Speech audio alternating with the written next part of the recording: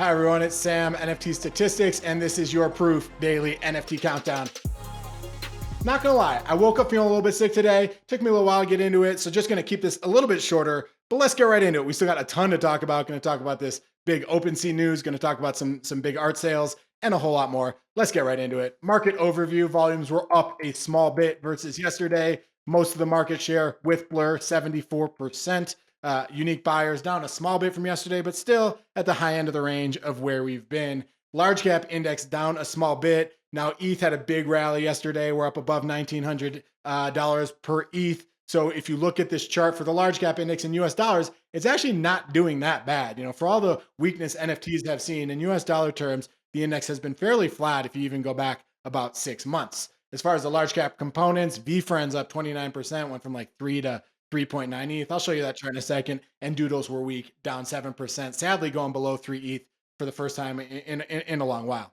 Midcap index was also down a touch in ETH terms, a bit of strength in Invisible Friends, and then some weakness in Fluff, On-Chain Monkey, and Kampai Pandas. Looking back at VFriends, here's the chart just year to date. You know, it was up at 6 ETH earlier this year, went all the way down to 3. I think when you get some of these rallies, that's not too surprising after they've gone down as much as this has. In terms of art projects, there was a Fidenza sale that led the list here in terms of volume. Cargo also pretty strong, was at 0.8 ETH when we looked at yesterday, now up to 1.3 ETH floor. Let's look at a couple of the top sales. The first is this Fidenza sale, 51 ETH. That is a low sale for Fidenza. I don't remember the last time there's been a sale below 60 ETH. The floor is in the mid 60s, so nice buy for whoever picked that up. Memories of Qilin for 6.5. This is above the floor. I believe this palette is one that's pretty desirable, so nice to see that. And then a Meridian here sold for 8 ETH below the 8.5 ETH floor. And then the last one to mention is an Archetype here, which sold for 11 ETH. Again, a little bit below the floor.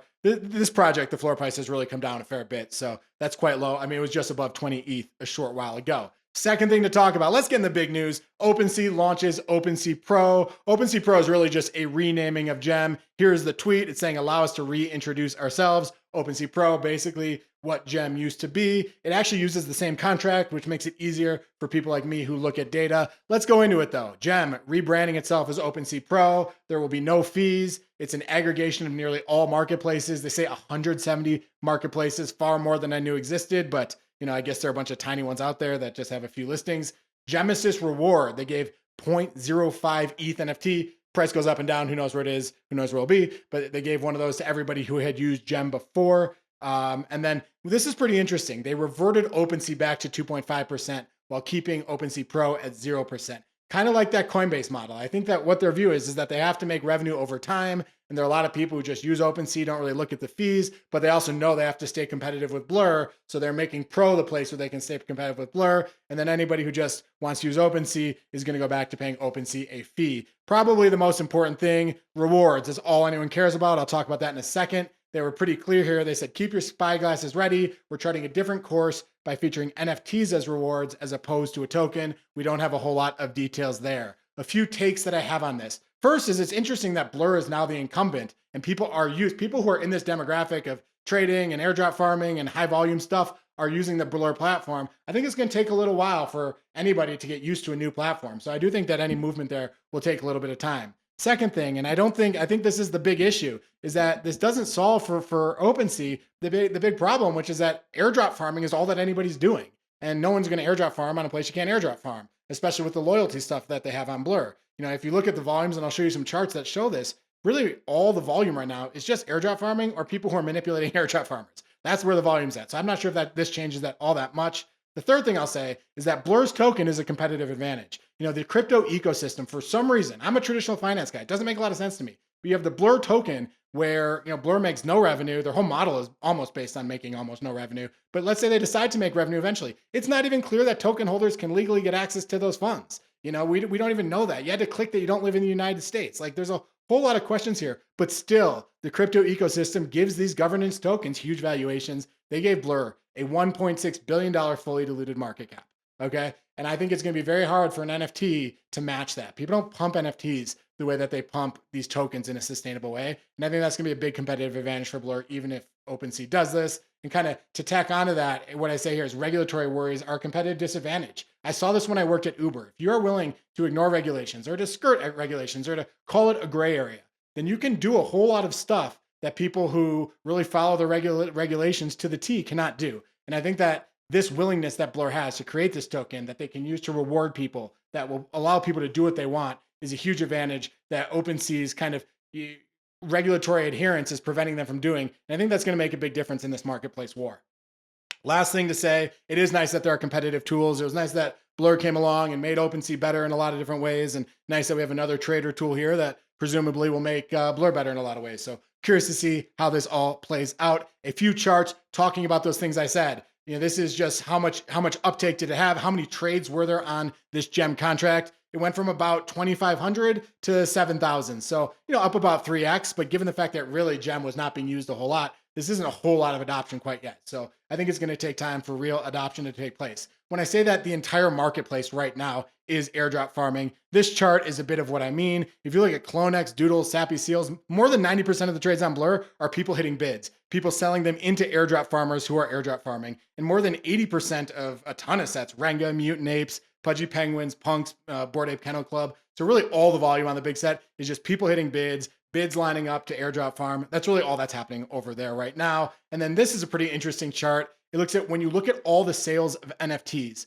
how long did the holder hold the NFT for before they sold in terms of hours? Right now in April, the median seller has only held the NFT for 10 hours. Okay, that is how much this has just become a flipper airdrop farming game. If you go back to pre-Blur, it was more like 300 hours, 400 hours. The median person was holding it for 10 to 12 days. So anyways, I think this is pretty interesting. Just shows that I think the volume that's happening right now, I wouldn't even call it traders because everybody's losing money. Traders don't keep doing something they're losing money. The reason everyone's doing this is for the airdrop farm, and I think it's gonna be hard for Blur to win, or for OpenSea Pro to win that over. One quick thing to add: this was an unfortunate situation. You can see that this Genesis sold for 100 WETH. That is clearly a fat finger. It's a fungible token at a 0.05 ETH floor. So hate to see that. I look at the airdrop farmer who did that. His wallet is already down 1,000 ETH in realized returns, hasn't even incorporated this. So rough day for that guy. Be careful with those Blur bids. Don't bid 100 WETH on something that has a 0.05 ETH floor. Okay. Last thing to talk about. Let's talk about a few notable sales that happened yesterday. 2 PFPs and 2 art sales. Starting with the PFPs, there was a triple lightning Azuki that sold for 218 ETH. This is the highest non-spirit sale in Azuki on record. You can see his eyes have the lightning, the black background has the lightning, and the orb in his offhand has the lightning. Those triples, when you have 3 of the same thing, that tends to be a grail in Azukis. Here are some of the other ones. The fire sold for 150. This one sold for 85 ETH. This was early in the days of Azuki, one of the first grail sales. And then this water on the lower right, you can see sold for 130 ETH. That one's a spirit on top of it, so also a true grail. This Tiara punk sold for 85 ETH. Tiara is one of the most rare female traits. Kind of interesting to see that price for it. I've been tracking this punk for a while, actually. 18 months ago, someone, and this is kind of a bunch of transactions from 18 months ago. What you can see here is that someone had offered this punk for 8,888 ETH, okay? And then they lowered that sale to 4,444 ETH. But instead of that, they put a period, probably because they're European, where period and commas are used differently, and offered it for 4.44 ETH. A bot came in and bought it 18 months ago for $20,000. Now, if you actually look 3 days later, this was peak punk bull market, peak ETH bull market. Someone bid $1 million for this. The bot that bought it refused to return it to the person who made a mistake, and even refused to sell it for $1 million, tried to maximize profit as much as possible. So kind of interesting, a little bit of redemption here that they only ended up getting 185,000 after buying it for 20,000 off someone else's mistake and refusing to help that person who made that life-changing mistake. But I don't know, it's one that I've been tracking for a while. A couple art sales to talk about. This piece called You Touch, You Buy by Zomax sold for 11 ETH. I think it's just so much detail in this piece. If you look at Zomax's Twitter, he actually created a YouTube where he live streamed basically showing the step-by-step of exactly how he made this piece. It's a 6-hour YouTube video. A lot of the work this guy does is just so detailed, and he takes you into his process, and that's really, really cool. A couple of his other top sales, he had one for 101 ETH. Others for 61 ETH, 30, 20. So a bunch of big sales in the past. And we've seen this a lot. People have had huge sales. Just people don't want to spend as much on digital art right now. So still nice to see that 11 ETH sale that he had. A little bit about the artist. His name is Cornelius Domrick. Sorry if I got that wrong. He was born behind the Berlin Wall in 1989, surrounded by US troops, guarded by Eric, is the name that he uses. He creates CG environments with a combination of various 3D software and tools. The work time for his projects can take as much as several months, depending on the style and level of complexity. Fun Twitter account to look at. I enjoyed learning about his work.